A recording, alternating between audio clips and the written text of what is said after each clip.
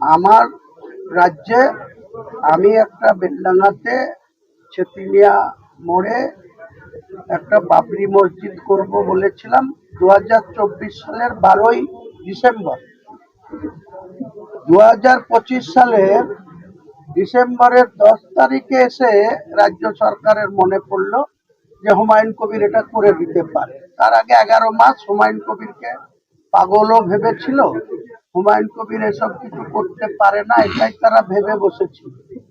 যখন দেখলো যে হুমায়ুন কবির সত্যি সত্যি বাবরি মসজিদের শিলান্যাস বা ভিত্তি স্থাপন করতে যাচ্ছে, তখন রাজ্যের সর্বোচ্চ নেতৃত্বরা আমাকে ডেকে পাঠালো।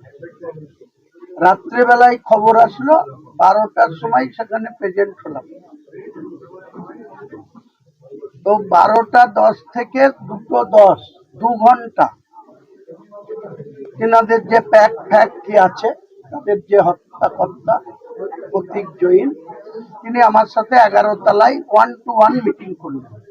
তাদের একটাই লক্ষ্য, অনেক কিছু উপঢৌকন তারা আমাকে দিতে রাজি হয়েছিলেন, কিন্তু একটাই কন্ডিশন, বাবরি মসজিদ করা যাবে না। কেন? আমাদের নেত্রী দুর্গায়ন করবে, 1100 কোটি টাকার জায়গা যেখানে মুসলিমদের প্রপার্টি ছিল, সেটা হিডকোকে দিয়ে ইকুইজিশন করে আমরা জানতাম স্বাস্থ্য ভবন হবে, সেখানে দুর্গায়ন হবে। 400 কোটি টাকা খরচ করে জগন্নাথ ধাম হবে সরকারি টাকায়, লোনের বোঝা বাড়িই চলবে। ওদিকে কার্নিভাল হবে।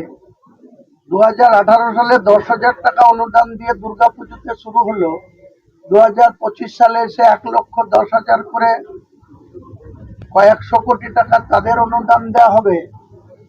আর আমি আমার কমের টাকায় মসজিদ করবো, তো আপনাদের বাধা কোথায়? তো বলছে আমরা ভোটে হেরে যাবো।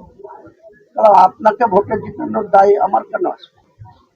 আপনি ভোটে হারবেন, এত পুজো করছেন, এত মন্দির করছেন, এত কার্নিভাল করছেন, তারপরে আপনাকে হিন্দুরা ভোট দেবে না কেন? তো বলছে না, মসজিদ করলে মুসলিমরা ভোট দিবে, হয়তো সেখানে 70-75টা সিট হয়তো আমরা পাবো, কিন্তু হিন্দুরা সব সনাতনীদের প্রতীকে ভোট দেবে। তাহলে ওটা আমি বলতে পারবো না, আমি মসজিদ থেকে কিছু ভোট পাবো। এই তো হচ্ছে বিষয়। আপনারা সবাই জানেন 4 তারিখে যখন আমি শুনিনি কথা, তখন 4 তারিখে আমাকে কিভাবে বহিষ্কার করবে বা সাসপেন্ড করবে, সেটা তো আগের দিন মমতা ব্যানার্জি নিজের সার্কিট হাউসে ছিল।